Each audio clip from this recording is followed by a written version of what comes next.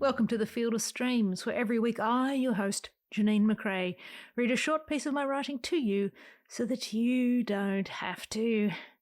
Now, I can't promise you much with these missives, but I can promise you this. I won't keep you long.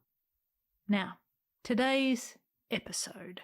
Let's get this sorted right off the bat. I mentioned two other things I've written in the footnotes of this article, which you won't see because I'm reading it to you.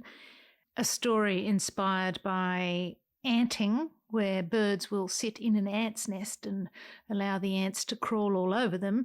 In that story, I encourage you to sit in criticism and feel the sting as a way to learn.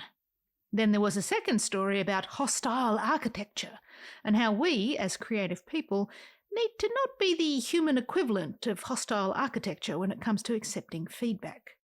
I've put the links to those two stories in the description of this episode if you want to go read them.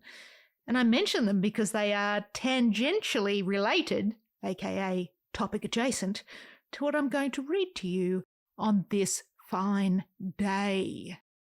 Today's piece is about sharing your work and having the bravery or chutzpah to do so. It's about sharing your precious, or as I call them, your glitter spuds. These are things like your poems, your novels, your art, your songs, whatever it is you make. These are your glitter spuds. I dig into how frightening that can feel to share those things. I dig into how people's reactions to your glitter spud can really mash your emotions. Having people react poorly or react to your work in ways you don't expect can be devastating. But that's the job. Some people love, some people hate. You, my friend, must create. That's all you got to do. That's enough of an intro, I think. Let's get into it. Sit back, turn the volume to a non-dangerous level, and relax into my words as I read to you a piece of my writing called Glitter Spuds for Everyone. We begin by reading a definition. Glitter spud. Noun. 1. The physical manifestation, aka product, of your creative expression, e.g. painting, essay, novel, choreography, poem, song, lyric, dance, photograph, garment, sketch, design, film. You get the picture. 2. A person's heart, shared outside of the body for exhibition purposes. Metaphorical. 3. The root notes of your life chords. End definition. It won't kill you. Being brave enough to share your glitter spud with the world will never end your life. But, holds index finger up, it might make you feel like your skin is being flayed by blowtorch if the response to your glitter spud is less than positive. As your confidence melts beneath the surface into tallow to make a soap you did not order for an ego cleansing you do not need, it's possible you will feel as skinless and naked as a peeled russet potato. But it's not life-threatening. Someone not liking your potato won't lead to the coroner popping by.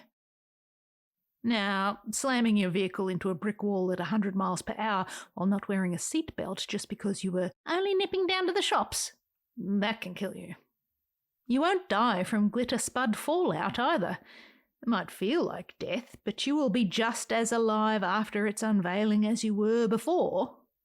Exposing the soft and delicate chest of your glitter spud to potential harsh barbs shot from strange bows will never invite the onset of necrosis. And while some dead-eyed Dan from the Clickbait and Troll Archery Academy may hit the bullseye, know this: their arrows leave only scars, not death strikes. Wounds with benefits, if you like. Chant that as you stagger around the battlefield with a barb in your bulb. Wounds with benefits! Ugh. Wounds with benefits! Oh, F me. It's fine. There will be blood, but you will be left very much alive.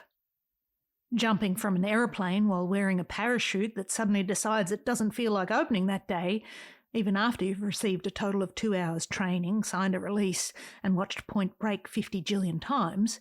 Now that can leave you very much dead. You will not cease to exist if your glitter spud becomes known, and through its knowing, a little bit of you is revealed.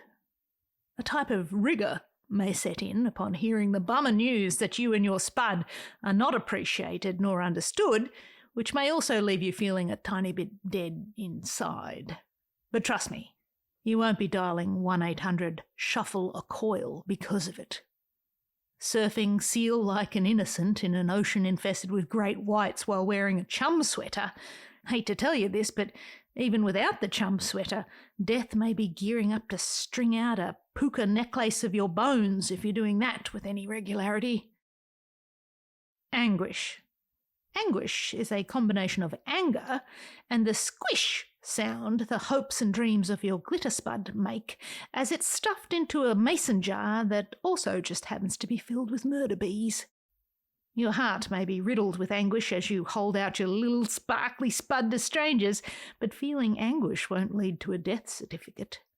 The experience will sting like the dickens, but you will not die.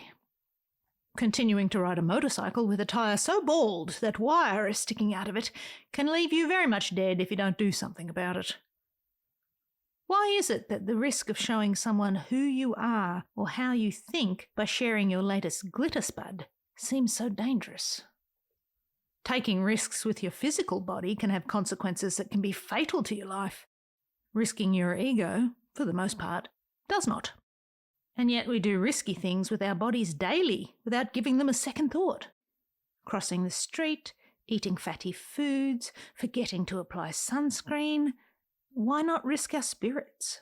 Why not bare our souls or our sensitive shadows? The results can be brutal and even fatal to your career or dreams or hopes of a life making art, sure. But sharing your glitter spuds will not literally kill you. Do it. Kick that spud out the door and get back to the garden to plant more.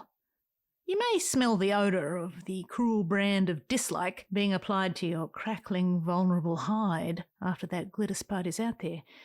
But scars are cool, right? Live to die, and die to live. You must hurl your glitter spud from the tallest of buildings and turn away from the edge. You must allow the vehicle of your work to crash into walls or launch into quarries with your glitter spud at the wheel. Side of your eye, side of your eye.